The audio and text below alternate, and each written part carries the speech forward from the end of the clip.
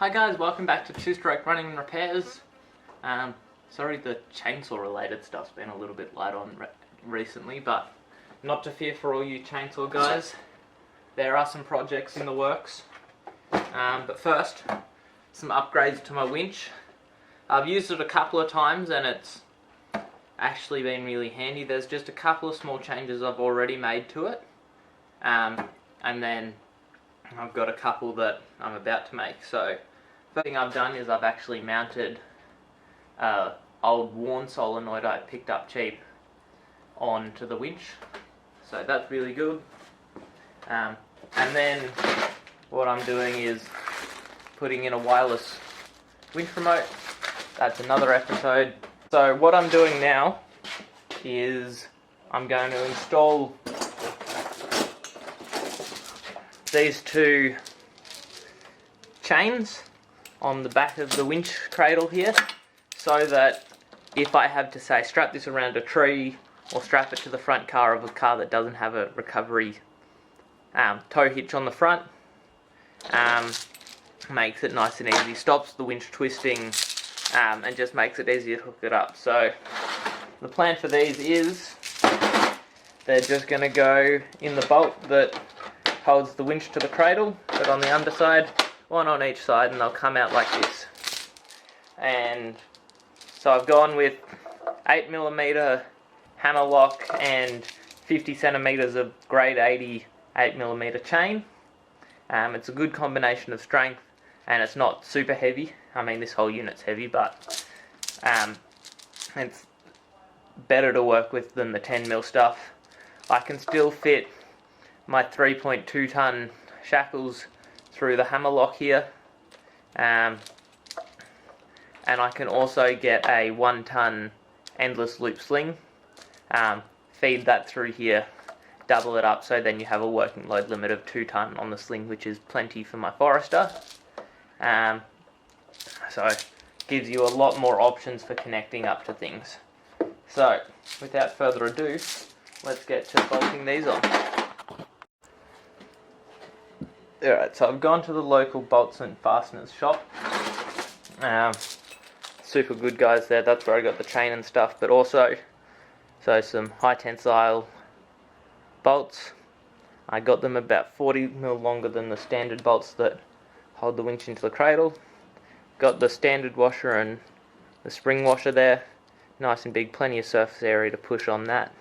And then I've got just 4 standard size washers just to kind of space the chain away from the bottom here. I mean, I'm a little bit worried that it might create a bit of a shear point on the bolt, but I'm not putting too much force into it, so it shouldn't be too much of an issue.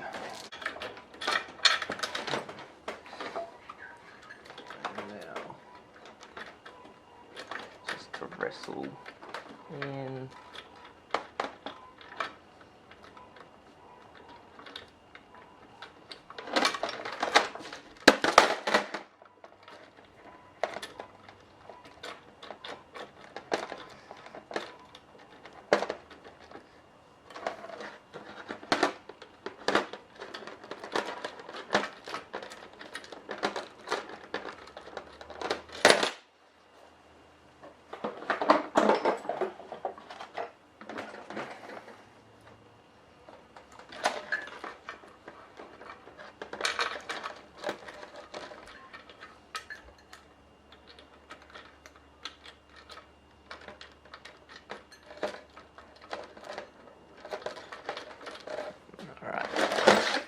Got that started.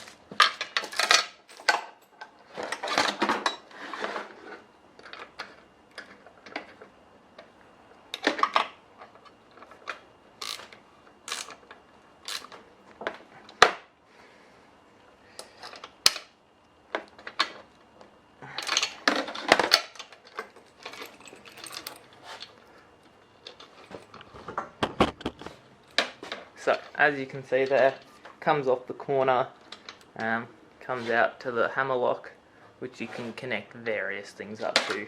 If I really want to, I can get, I've got 2 winch hooks, I can always put that on there, and then that makes it easy to connect to straps. I can put shackles in there,